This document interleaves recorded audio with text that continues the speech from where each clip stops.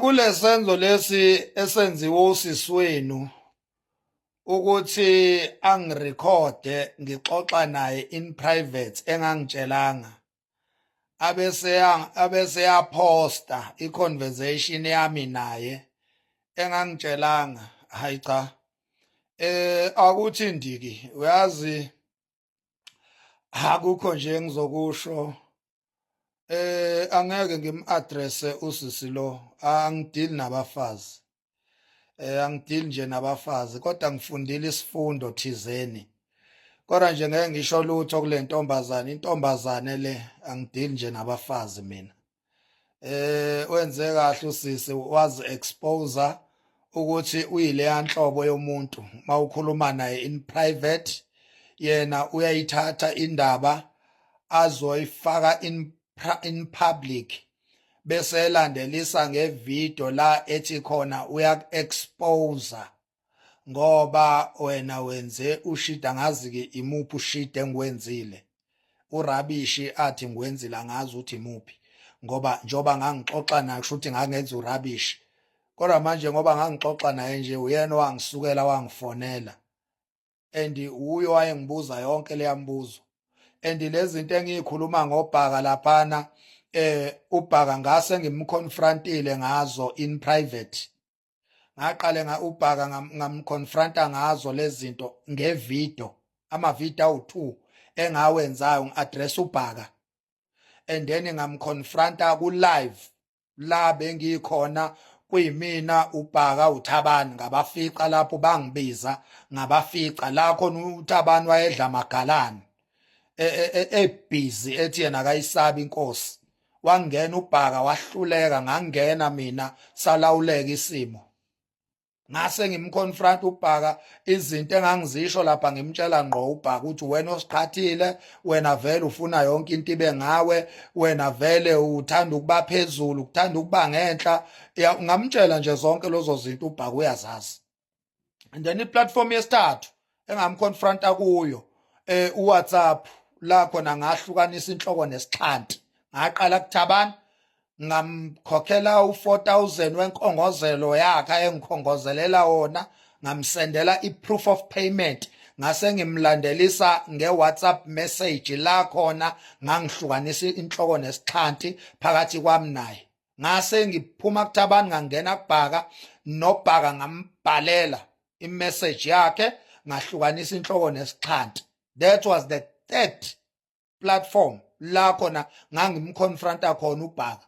So angazi ukuthi usisi mayethi uyas-expose, bethi uyas-expose, us-expose ngani, yini eyimfihlo lapha. Asixolise nje enkosini, asixolise ku-Royal Chancellor ukuthi kugcine kuthinteka negama lakhe, okungenzeka mhlampe kuba kwehlanga kahle. Asixolise kundaba ezitha la khona besicela ilocation yomfana. Ngithi mina ngifuna ukuyinika inkosi nami ngibe muhle enkosini. Uzokhumbula phela ukuthi mina inkosi yangitakula, yangisiza ngiyisidlwangudlwangu, yangelekelela nasempilweni. Yabona inkosi ukuthi lo mfana uyeyisa nje, kungenzeka ukuthi mhlawumbe indlala, uyabo. Ngizalwe nginjena ke mina, uyabo. Kodwa inkosi nje yenza umsebenzi omkhulu, iyaqhubeka futhi iyawenza umsebenzi omkhulu empilweni yami, iyangisiza, iyangilekelela. Ingakho nje ngikhothama kuyo, ngiguqa ngamadolo, ngiyaxolisa ukuthi kuthinteke igama layo. Although ke ngimchazelile usisi, noma bengingazi ukuthi uyangirekhoda, kodwa ngimchazelile ukuthi inkosi ifuna ukumlekelela umfana, inkosi izomsiza umfana. Ziningi izinto umfana akhala ngazo laphana. Umfana ukhala ngempilo kaMax, ukuthi uMax akayideserve le mpilo, ne-BM leli akaphucwe. Okucacayo nje ukuthi umfana uyifunela impilo nje kaMax, uyabo. So ngiyamtshela laphana usisi ukuthi hayi, inkosi mhlambe izomsiza umfana mangenzeka kufika kuyo ukuthi imsize, ikwazi ukumthola eduzane. Ingakho ngicela le location, uyabo. Akuna threat lapha, akuna kusabisa uThabani lapha, akunalutho nje, uyabo. Kuclean nje, kuclean.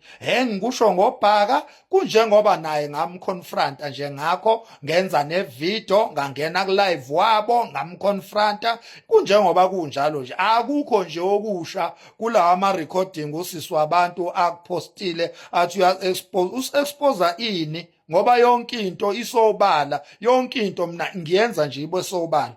Qale ngenza ama-video, ngangena ku-live wabo ngamtshela uBhaka, ngangena ku-WhatsApp ngamtshela uBhaka, ngahlukanisa-ke nje yonke into la ngize ngababhlokha khona emva kwaleyo nkulumo leyo, ngababhlokha uThabani noBhaka. Asaxhumani nje futhi ngeke siphinde, uyabo, ngibabhlokile nje. Uyazi uBhaka, uyazi uThabani, uyabo.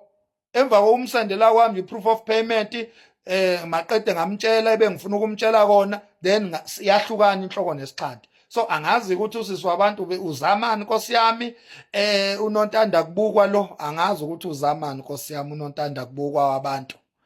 Ugaxekile inyama yomsipha, yonke indawo yagaxeka, yonke indawo yagaxeka emadodeni, uyagaxeka yonke indawo nje, zonke indaba zase South Africa gaxekile.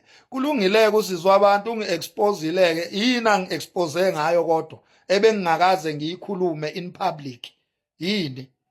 Ngoba ukuthi inkosi izomsiza umfana, akekho umuntu ongazi ukuthi inkosi vele umsebenzi wayo ukusiza abantu, ine foundation inkosi inenhliziyo yokusiza abantu, nathi iyasiza inkosi. So mangithi ngicela ilocation yomfana ngizoyidlulisela enkosini ngenhloso yokuthi inkosi imsize umfana. Yini eyithreat lapho? Yini ekuthiwa hayi uMaxi ube threatenisha umfana? Yini eyithreat? Nina nje ngokulalela kweni leya recording, yini nje i-threat lapha ekuthiwa ngithreatenisha khona umfana? Amanga nje akuhlaza a-createwa ilo sisi lo sisi wenu lo. Kade ibandla lalingikhuza ngalo sisi. Max, ungasondeli kulo, even ngisho indlunkulu yangikhuza ngalo sisi. Max, ungasondeli kulo muntu, lo muntu nje, uyabo.